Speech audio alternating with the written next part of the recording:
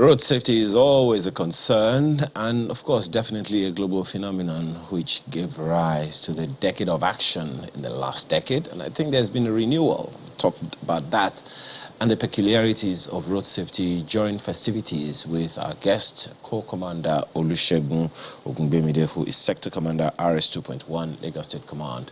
Thanks for joining us this morning. It's a pleasure to be here. Do you mind starting with a quick update on that decade of action? How well did we do? Yes, when we have reason to talk about decade of action, I think the headquarters will have been in the best position to have a total wrap-up of what it all entails.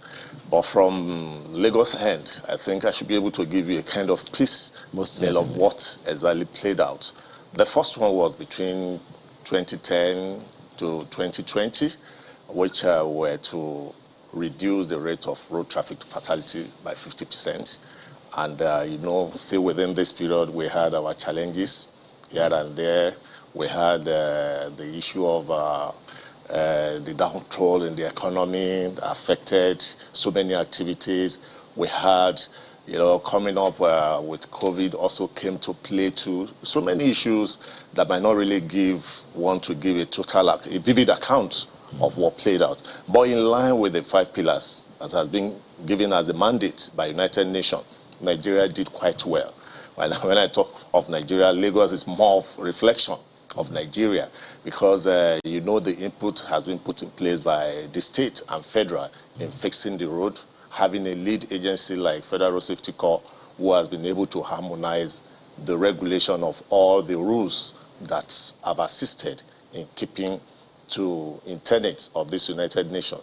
Then we also have keeping the road safe in the area of having a good, safe vehicles. We've had a reason to go to various depots and station our men in what we call safe to load.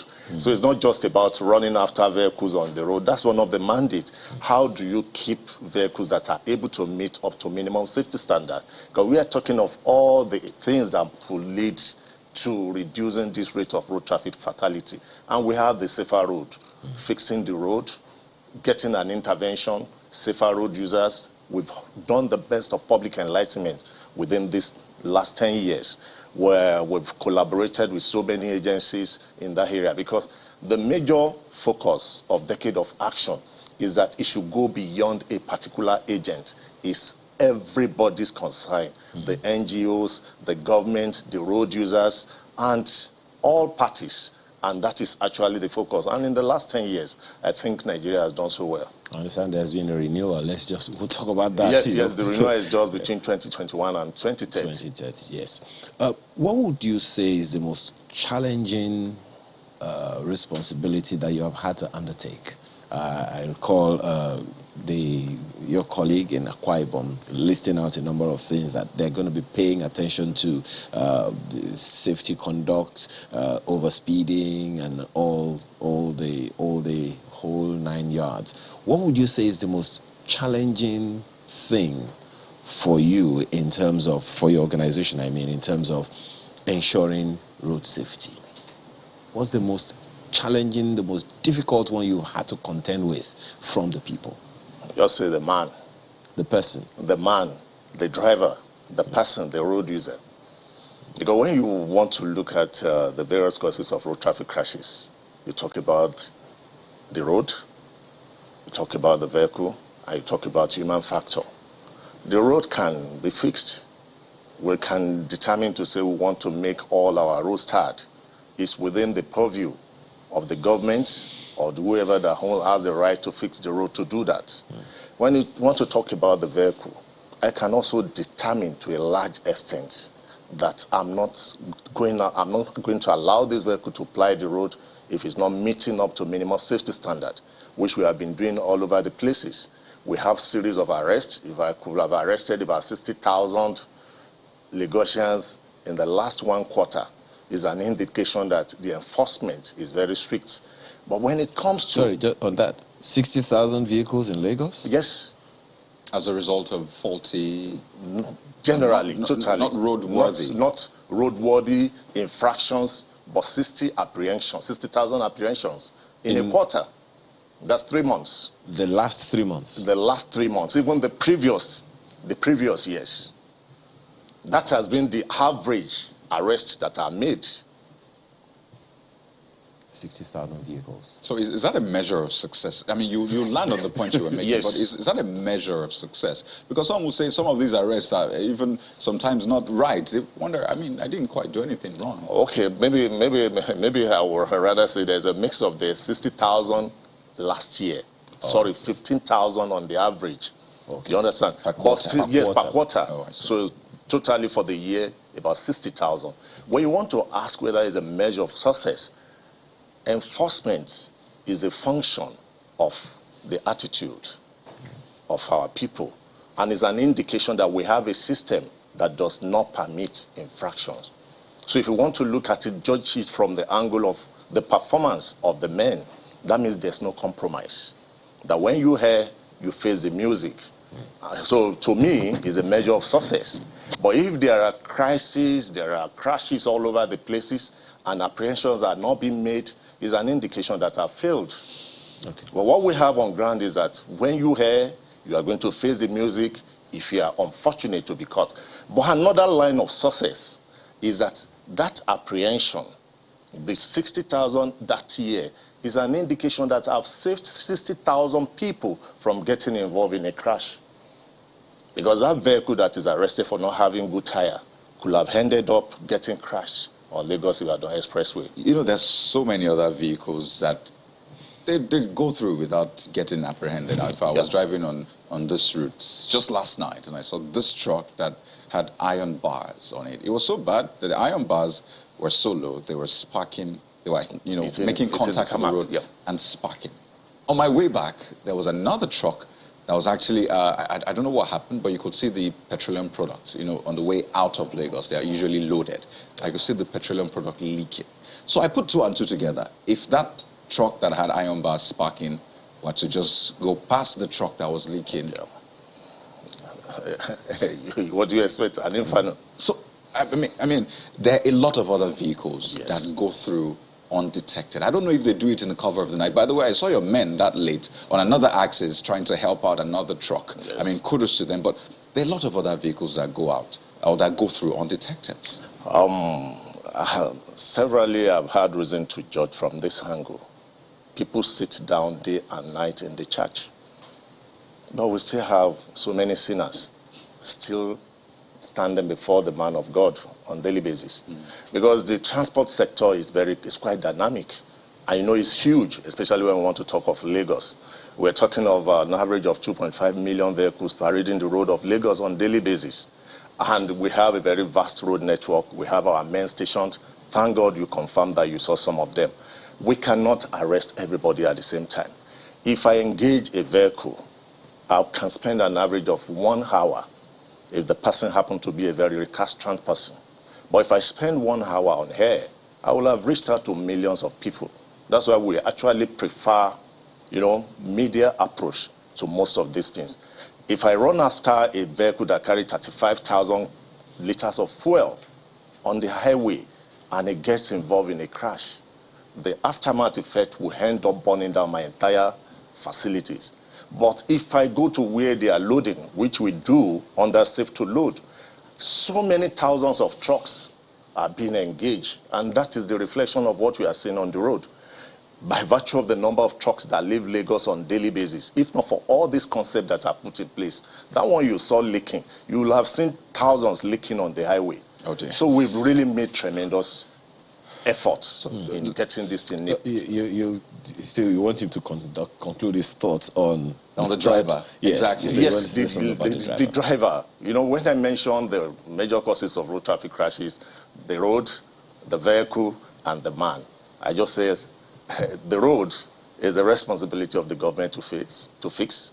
Like Lagos now is the entire project land where construction is going on all over the places, interface between the state and the federal government.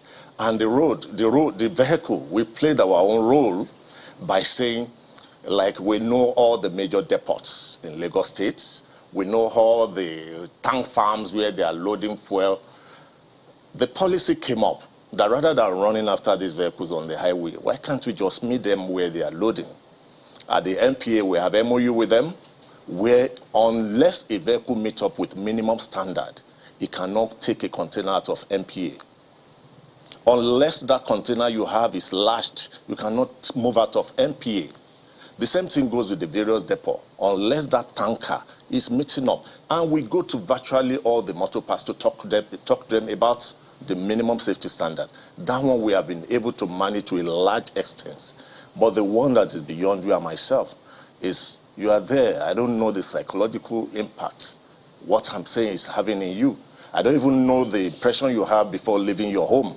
So the conduct of that person, the recalcitrant attitude of major road users is a major problem we are having. If you look at the analysis of our offenses, most of the offenses that are being recorded fall under human error.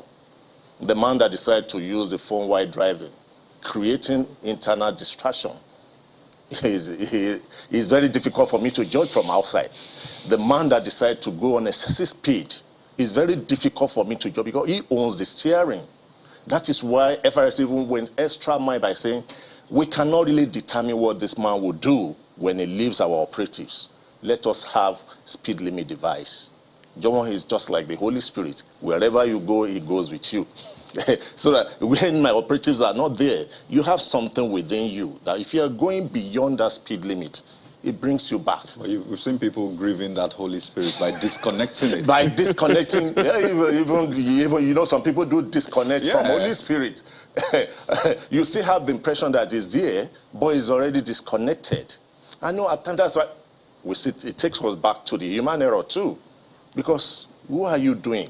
And the reason why we emphasize more on commercial vehicles is because if you have your family in your vehicle, your wife, the face of your children, becomes your speed limit device. Because when you look at them and you are going on excessive speed, you know the implication. Your wife could correct you, and the face of your children could correct you. But that driver driving the commuters has no emotional connection with them. What he's concerned about is the money the fund is going to generate by making his turnover. So it's our responsibility as a body to protect those people. And that's the essence of that speed limit. So let's try to arm the driver out there with the right tools needed when they're on the road. I imagine a lot of people planning to take trips for business, for this, festivity and all of that. Before you leave the house, what are the checklists you have to tick as a driver, as a vehicle owner, so you know that, yes, I'm in good stead to avoid accidents? On my way down here, I noticed the traffic is quite huge, and you appreciate that because people are actually moving out of Lagos. And the number one I want to place on that checklist is your driver's license. Because I say driver's license because I wouldn't know what you want to get yourself involved in. The operatives are out there. It's a strict enforcement. If you are not complying with the traffic rules, you are going to be stranded, because you are definitely going to be arrested. And if you don't have your driver's license, your vehicle will be taken in lieu of that driver's license. And that means your trip is truncated. But they can have maybe a picture, a copy of it. I don't need a picture. It doesn't have to be the hard copy. I need your driver's license. Yes, the hard copy is the one I can trust. Oh, really? But yes, as regards your vehicle papers, we've permitted that you could go with your picture or go with your photocopy. But the driver's license has to be the original. What if it's it just recently expired and the fellow just has a pass of sorts from your office? A pass what? A pass, like, okay. We don't operate with pass. We operate with temporary driver's license. That's what I'm talking about. It's valid. Okay. It's valid, and if you are doing a bypass, you still have the documents that is known to the men, that they will know that this person just did the bypass. But you don't really need to wait for your driver's license to expire before it's fixed. Because even if it's expired by one day, it has expired. I find it rather curious, really, when you said that you only need that plastic copy. What if you have a photocopy? And just to be clear for people watching, so you have a copy of it, maybe a photocopy or a picture. There's an identification number on it, or the barcode that can be scanned to be sure if indeed it's the same person. That I imagine will have the picture, will have details on whether or not it has expired. Isn't that another way to be sure that this person has a license? You are just talking of confirmation to be sure that he has a driver's license. I'm talking of the result of an infraction. That when you commit an offense and you are arrested, I cannot take the phone. Oh, you so understand now? After, if an infraction, if there's an infraction, for identification, you can always show those. For an identification, you are expected to. It's still the same because you don't know when you're going to get him arrested or apprehended. So you can't take the risk of saying, I have it in my phone. You can have all your other documents in your phone. I can't operate with a photocopy. But when you have your photocopy and you are arrested, definitely I'm going to take the vehicle from you. But when you have your hard copy, original, it will be taken in lieu of your vehicle. That means you can still proceed on your journey and you go with your ticket. And is that what the law says? That's what the law says. So anytime you are free, you come back, make your payment, and it still have its time limit. If you don't operate within 15 days, the law permits that you are taken to court. So these are the rules that we put in place. The one that I would believe could be risky is having your original papers with you, but not your driver's license. A robber or a thief has no business with your driver's license. It's only your vehicle papers he could pick and use it as a passage, maybe with the security men. But nobody will go because your picture is there. They will know definitely that the person is not the owner. So I know a lot of Nigerians will be responding to this because they might ask, what if your wallet is stolen and you have a copy? That's a good You have a copy of what? Yeah, a photocopy of your license. We are still saying the same thing. Okay. If there's no infraction, I will see it. I will use it as an identification, a confirmation. There's a good cause. You understand that you have a driver's license. Oh, I see. But if an infraction is established, that document becomes irrelevant to me. I'm wondering, I'm sorry. You know why? You know why? It's all as a result of the, let me say, misconduct of man too. Because in the past, we used to honor that. Gentlemen, Nigerians are gentlemen. Oh, no, let's take the photocopy. And at the end of the day, the man feels he's smart. He will never come back to clear his fines. But when you know what it takes you to get that driver's license, and it's taken from you, and maybe your charge is just about 5,000 naira, you run down to pay your fines. Oh, so just to be clear, this is in the case of an infraction. It's just an infraction. Okay. For all other things you are expected to go along with, well, for your own safety and your vehicle safety, you have your fire extinguisher. Okay. So those are other items on the checklist? Yes, yes, I'm picking on other items. So that you have your fire extinguisher, you have your extra tire, good spare tire. Not just a dummy. When I say good spare tire, because at times we make caricature of this issue of spare tire. Somebody will tell you he has a spare tire. By the time the boot is opened, the rim is not even there. It's a spoiled tire. It's a spoiled something that, because the essence of spare tire is in case one of the four has issue, you can easily change it and get out of the area of danger. You know, it's also interesting that a number of people don't even know that tires expire. Yes, so we have encountered so many people that, in fact, not even encountered, we are confronted that why would you say this tire is expired? And we know one funny thing about all these issues is that we've given enough advocacy as regards all these issues. I guess it doesn't sound like it's enough to I want to believe it. I get one narrative sometimes that Nigerians, we know what we are doing. It's what we want to do that we do. If you see me controlling traffic, you see me as responsible, as wonderful establishment. If you see me clearing crashes, you hail me and bless me.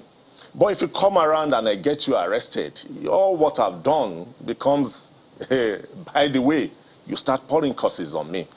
That means we know what is right, but when it affects us directly, we picked offense. That man that you feel does not know when the tire expires, he knows. But as long as he's not arrested, he's not bothered. But the day he's arrested, he will tell you he does not know the meaning of that's 4 digits in that box. And I'm sure you know. You know, there's some other tires that are meant to be used in different weather conditions. For example, you have them in winter, because some countries have to change their tires during winter and change it back when the winter is over. But you find those tires to be used in winter, imported into Nigeria, which is a very hot climate. But Yes. and it's clearly put there, by the way. I just wanted to put that out there. But I know that you have a toll-free line. I wanted to also touch on that. I think it is It's 122. 22. Is it in operation? Is it operational? Very active. If you call it now, someone will respond. So what are the services you can get from that toll-free line?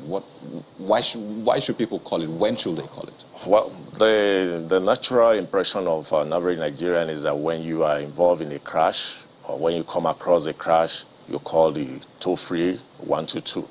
But we also have our corporate social responsibilities that is actually being attached to that 122.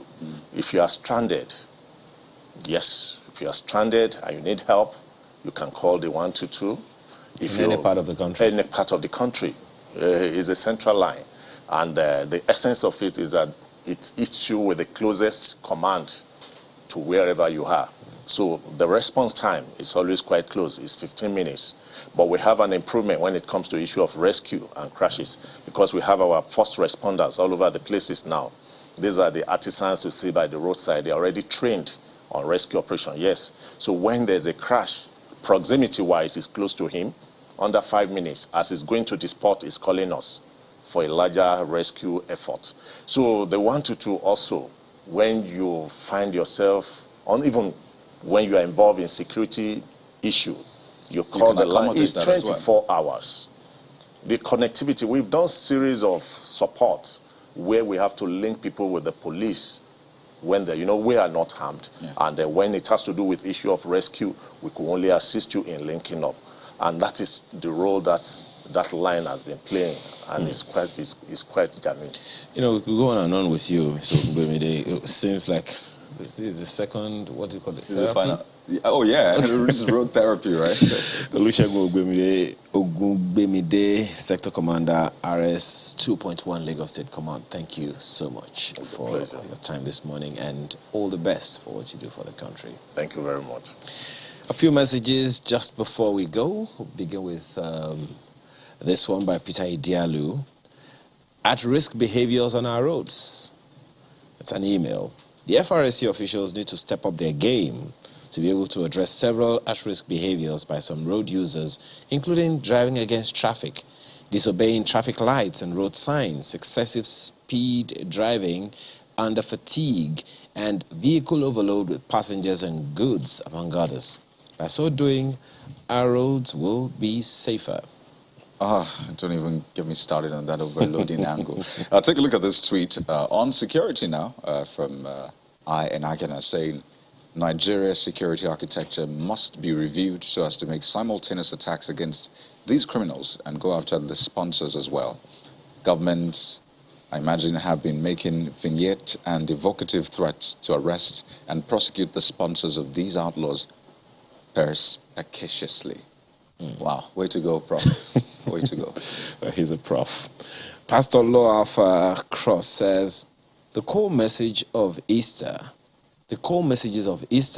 which are sacrifice, freedom, and love, are no longer seen and witnessed these days. Rather, people are more concerned in grabbing political power to enable them to amass wealth at the expense of the well-being of others. Oh, still in the spirit of Easter, you see this one from Henry Okeke saying, Christ has shown leadership examples for all in leadership positions to emulate. Let us reflect on the principles of selflessness, humility, honesty, and sincerity of purpose. There you go. Your messages, so much more. But that's so much we can take on the program this morning. We thank you for your time, for your messages, and for your thoughts as well. It's been a great show. Clearly, the coming hours will be even greater, depending on what we do now. So, make it a fruitful day. Make it a beautiful day as well for others. I'm Kayode Okikulu. I guess the Venerable also told us the difference between religion and faith. Which one are you going with today? Am I Makinde? Have a wonderful holiday.